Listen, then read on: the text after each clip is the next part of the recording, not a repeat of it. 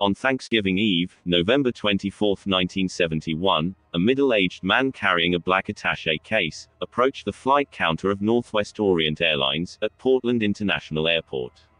He identified himself as Dan Cooper, and used cash to purchase a one-way ticket on Flight 305, a 30-minute trip north to Seattle-Tacoma International Airport. Cooper boarded the aircraft, a Boeing 727-100, and took seat 18C, and ordered a bourbon and soda. Eyewitnesses described Cooper as being in his mid-40s, wearing a business suit with a black tie and white shirt. Flight 305, approximately one-third full, departed Portland on schedule at 2:50 p.m. Pacific Standard Time.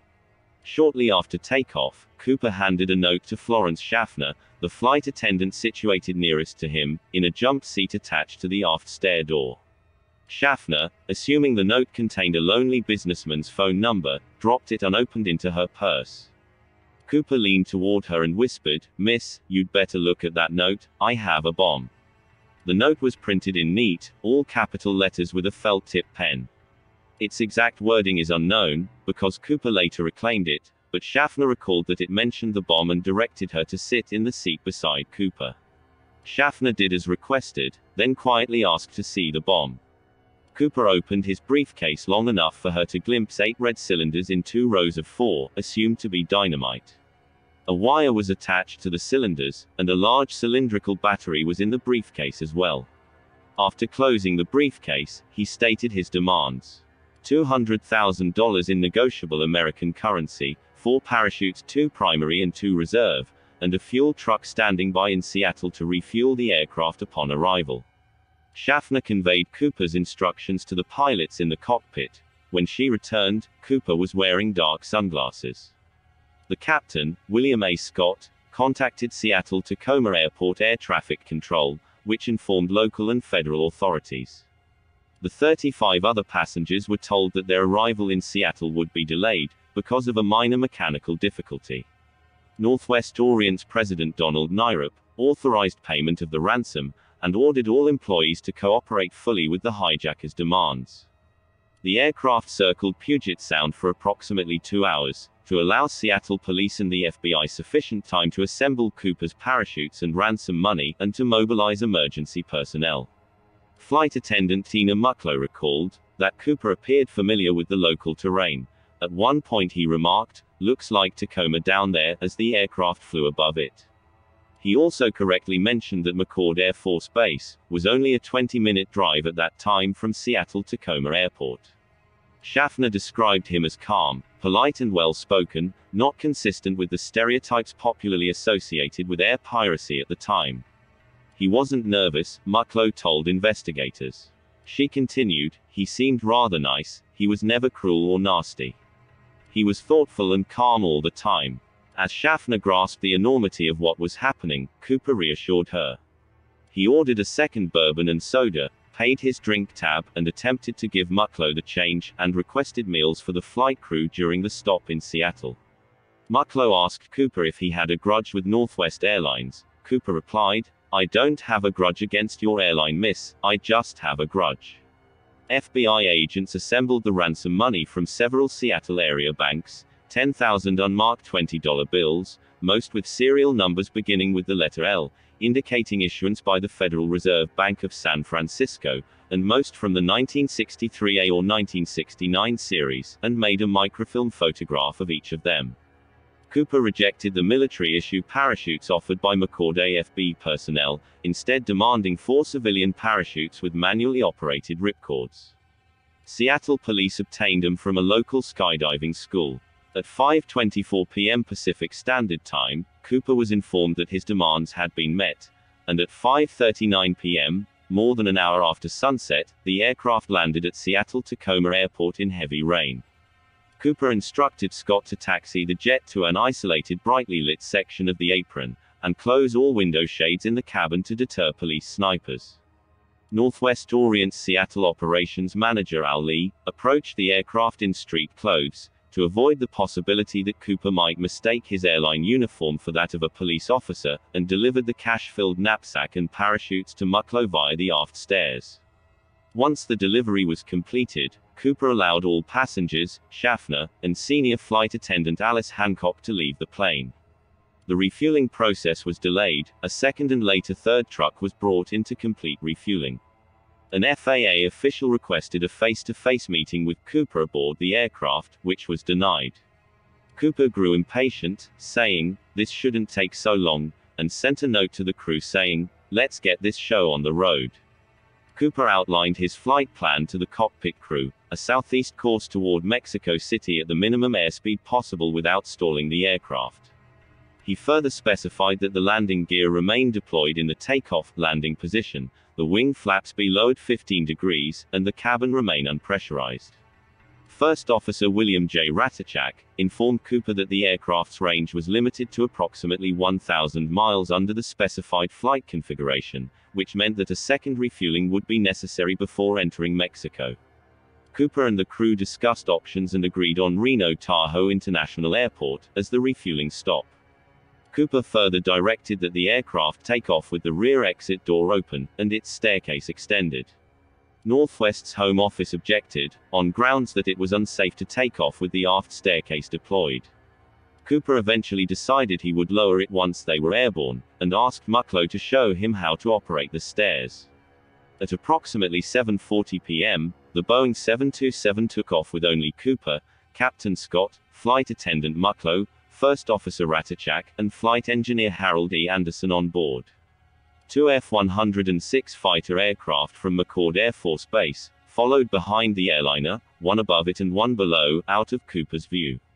A Lockheed T-33 trainer, diverted from an unrelated Air National Guard mission, also shadowed the 727 before running low on fuel and turning back near the Oregon-California state line. After takeoff, Cooper told MacLeod to join the rest of the crew in the cockpit and remain there with the door closed. As she complied, MacLeod observed Cooper preparing the parachutes. At approximately 8 p.m., a warning light flashed in the cockpit, indicating that the aft air stair apparatus had been activated. The pilots asked on the cabin intercom if Cooper needed assistance. Cooper picked up the cabin phone and replied, "No." This was the last message heard from Cooper. The crew soon noticed a subjective change of air pressure, indicating that the aft door was open. At approximately 8:13 p.m., the aircraft's tail section sustained a sudden upward movement, large enough to require trimming to bring the plane back to level flight. At some point between 10 o'clock to 11:30 p.m., the 727 landed, with the aft air stair still deployed, at Reno-Tahoe International Airport. FBI agents, state troopers, sheriff's deputies, and Reno police were on hand, although did not approach the plane in case the bomb was still live. Captain Scott confirmed Cooper was no longer aboard, and an FBI bomb squad reported the cabin was clean after a 30-minute sweep. FBI agents recovered 66 unidentified latent fingerprints aboard the airliner. The agents also found Cooper's black clip-on tie, his tie clip, and two of the four parachutes, one of which had been opened and two shroud lines cut from the canopy. Authorities interviewed eyewitnesses in Portland, Seattle and Reno. A series of composite sketches was developed. Local police and FBI agents immediately began questioning possible suspects.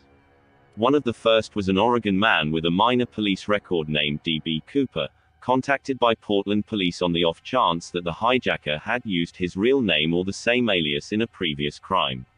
He was quickly ruled out as a suspect, but a local reporter named James Long, rushing to meet an imminent deadline, confused the eliminated suspect's name with the pseudonym used by the hijacker.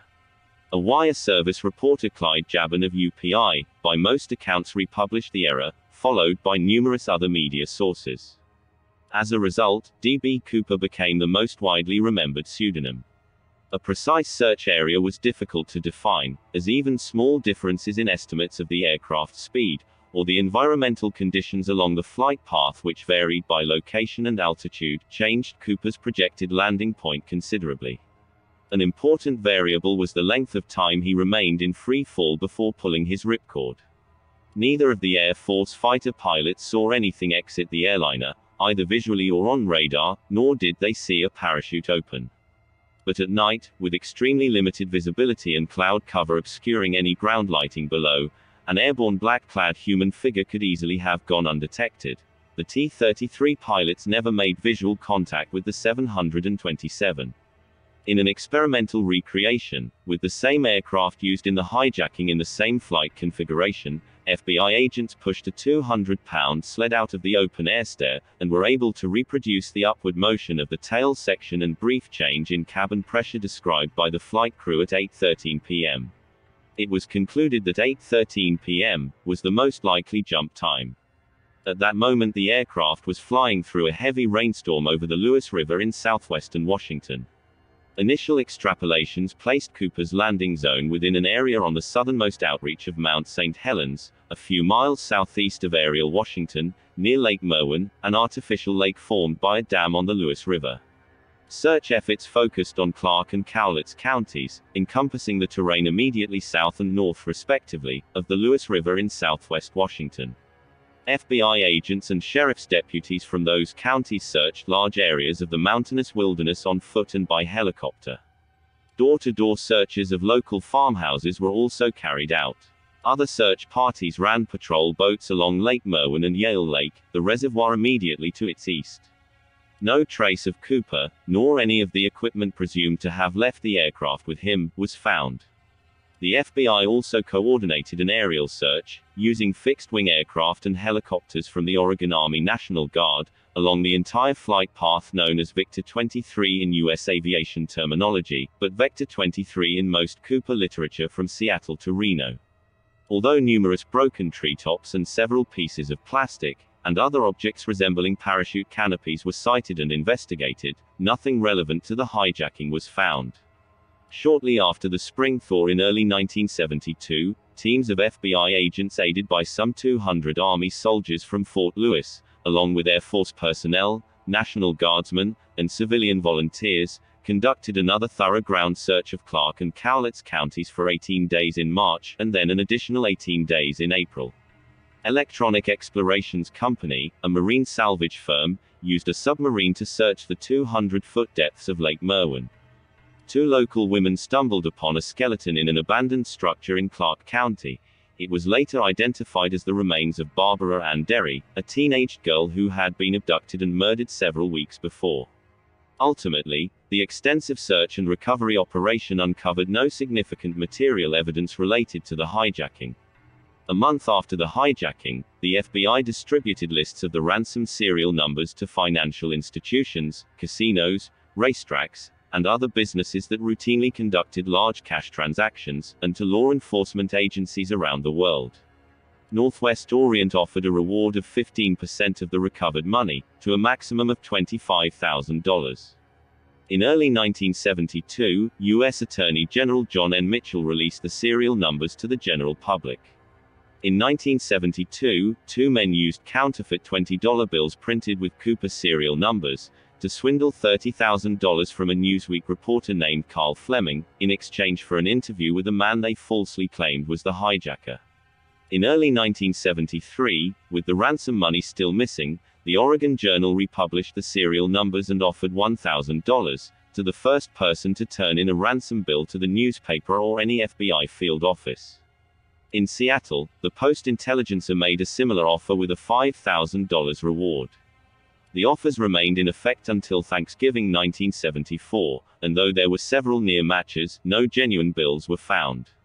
In 1975, Northwest Orient's insurer, Global Indemnity County, complied with an order from the Minnesota Supreme Court and paid the airline's $180,000 claim on the ransom money. Subsequent analyses indicated that the original landing zone estimate was inaccurate. Scott, who was flying the aircraft manually because of Cooper's speed and altitude demands, later determined that his flight path was farther east than initially assumed.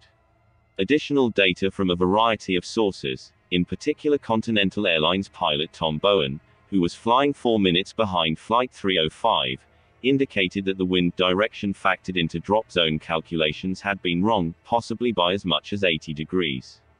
This and other supplemental data suggested that the actual drop zone was south-southeast of the original estimate, in the drainage area of the Washougal River.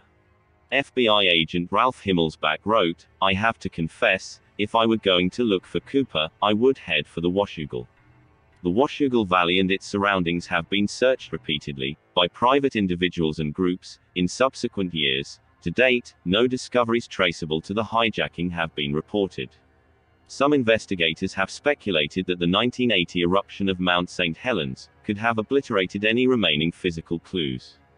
On February 10, 1980, 8-year-old Brian Ingram was vacationing with his family on the Columbia River at a beachfront known as Tina Bar, about 9 miles downstream from Vancouver, Washington, and 20 miles southwest of Ariel.